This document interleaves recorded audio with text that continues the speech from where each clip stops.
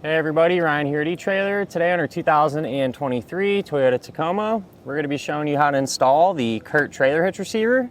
Before we get into that though, let's just take a couple of minutes, check this out, and make sure it's going to work for you. Putting a hitch on a Tacoma makes sense. You know, you got a pickup truck, you can do truck things, you know, pulling trailers around and everything like that.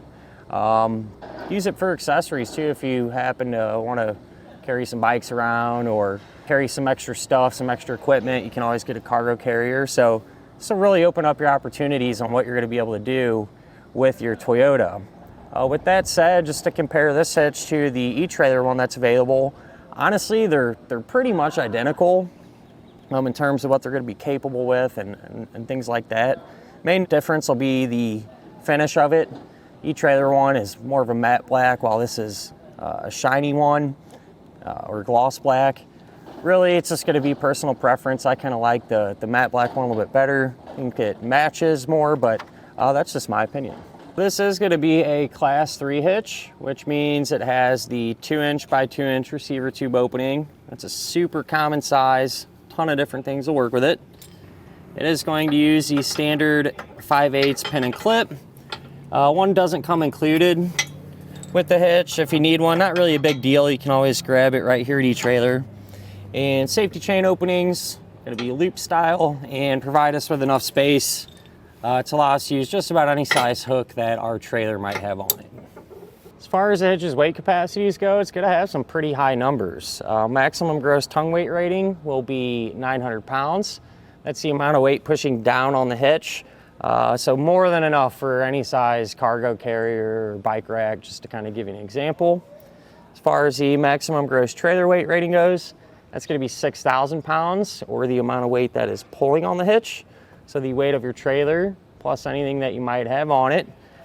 This can be used with the weight distribution system, which is a separate component. And what happens when you use that, it's going to keep your truck and your trailer level whenever you're pulling it down the road. So a lot of times you see that type of thing on campers and things along those lines. So if that's what you plan on doing, might be worth checking out. But with that said, the tongue weight will remain the same at 900, while the gross trailer weight rating will increase to 8,000 pounds. With all that in mind though, I do always like to recommend it's never a bad idea to grab your Tacoma's owner's manual. That way you can check in there and make sure your Toyota can handle that much weight safely. You can go ahead and grab a couple of measurements now, and these will help you figure out what type of accessories will work best. You go from the ground to the top inside edge of the receiver tube opening. That's going to be about 18.5 inches. So if you plan on pulling a trailer, most people could probably get away with using a ball mount that has maybe an inch or two drop in it. And that measurement can change too, depending on the model of your truck. Ours is along the lines of a base model, so if you have a different style, it might be up even higher. So just something to think about. From the center of the hitch pin hole to the edge of the rear bumper, that's going to be right at about 4 inches, which is really good clearance, but you can use that to help figure out that if you have any folding type accessories, that'll help you to determine if they can be folded upright without hitting the back of your Toyota. A great all-around hitch. It's going to look good and let you get the job done. As far as the installation goes, pretty simple. Essentially just kind of bolts up. You don't really have to do much more than that, modify anything or drill anything. There's a couple times where you might have some difficulty getting a bolt started. Not a big deal. I'll show you a couple tricks that we did to make that a little bit easier. So that should speed things up for you at home. But that said, why don't we go ahead, pull into the garage and get started on it now. To begin our installation, we're going to be here at the back of our Tacoma, and underneath our bumper, there's this support beam. We're going to have 2 attachment points that we need to get hardware in. So we'll be dealing with this opening as well as this one. Here's a better look at our attachment points, these 2 here. And to get the hardware in, you can take one of the pull wires, take the coiled end of it, feed it through, and then you're going to push it towards the outside of the truck. And so that'll run out like that. And then you can take a carriage bolt and a spacer block and thread that on. And I've noticed with these, sometimes they're tricky to kind of get to go upright and drop down through the hole. So I'm only going to thread that bolt on about halfway. That way there's some bend in that some bend in that there. So we'll take our setup there, push it into the opening.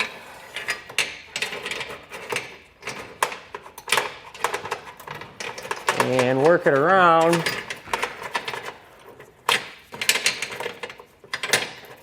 until we get it to drop out. And with these, like I said, sometimes it's hard to kind of get that angle. So what you might have to do is kind of reach up with your finger and take that spacer block and angle it kind of at the same time that you're pulling the bolt to get it to pass through. And it's kind of hard to explain. It's more on feel, but just take your time and you'll eventually get it to drop. I've had them come right out sometimes, and then other times they want to kind of get hung up like this here, but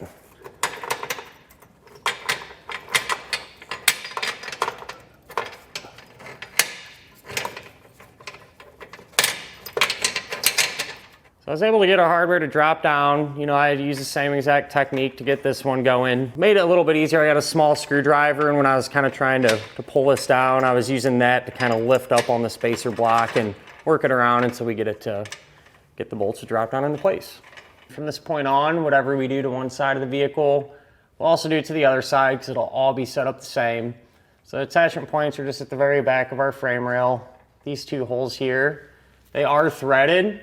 Not a bad idea to take a brush or something and just kind of clean them out. If there's any dirt or gunk in there, free that up.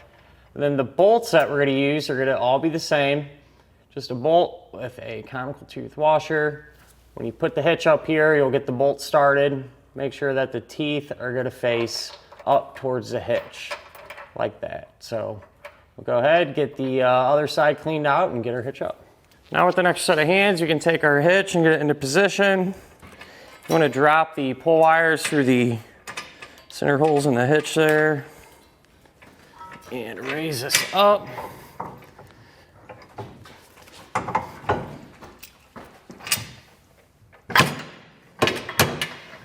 There's a pretty tight fit there, but that's all right. But what we'll go ahead and do, since these bolts came out through the center, I'll just get one started on here. Get that pull wire out of the way. Then you can take a flange nut and get it started hand tight. Once you got the flange nuts on in the center there, we can then come back with the hardware that we talked about and get it started hand tight as well. Once you have all of the hardware in place and hand tight, we can come back with a 3/4 inch socket and snug it all down.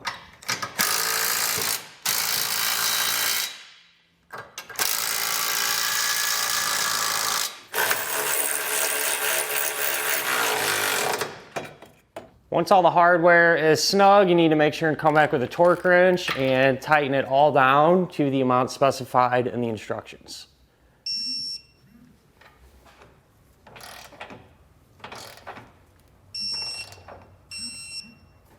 Do want to mention, if you're having a hard time kind of torquing down that bolt, closest to the back, because it sits right above the hitch, you can always use something like this. I call it a dog bone.